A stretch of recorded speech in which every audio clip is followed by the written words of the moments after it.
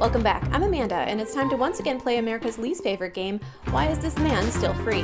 First up, Cleveland Browns running back Quinshon Judkins was arrested for allegedly punching his girlfriend in the chin, arm, and thigh while driving her from the airport last week, because nothing says welcome back like a closed-fist assault. Police reportedly asked the victim why she waited to report the incident until this weekend. She said she felt bad because of Judkins' recent career success. You know, the kind of empathy and self-doubt survivors are trained to feel while their abusers build highlight reels and shoe deals. The Browns said that they're aware and gathering more details and have no further comment, which is NFL code for "we'll delay this until after the season opener." Fun fact, the NFL claims its domestic violence arrests have gone down since implementing new policies in 2014. But with 55 arrests from 2015 to 2023 alone, down doesn't feel very down. In Colorado, a dentist is on trial for allegedly poisoning his wife with cyanide and eye drop chemicals. Love is patient, love is kind, unless your husband's mixing protein shakes with poison.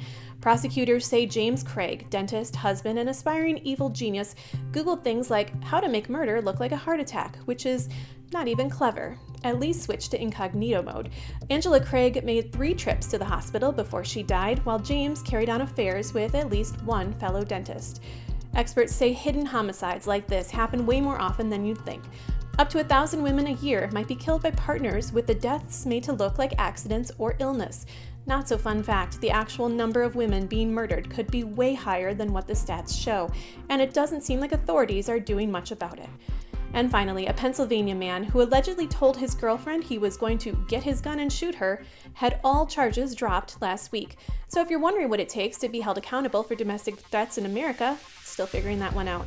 Authorities won't say why charges were dropped, but the advocates warn that survivors are often coerced into recanting, especially when the abuser is in jail and has nothing but time to gaslight, guilt trip, and say things like, "I didn't mean it."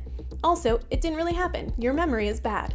Fun legal twist. When survivors withdraw, the case usually collapses, even if the guy literally said, "I'm going to get a gun and shoot you," because apparently you need an audio recording, 3 eyewitnesses, and a notarized affidavit from God to make a charge stick. That's this week, and we're fine, everything's fine. Stay safe, stay loud, and maybe donate to a domestic violence shelter instead of buying that football jersey.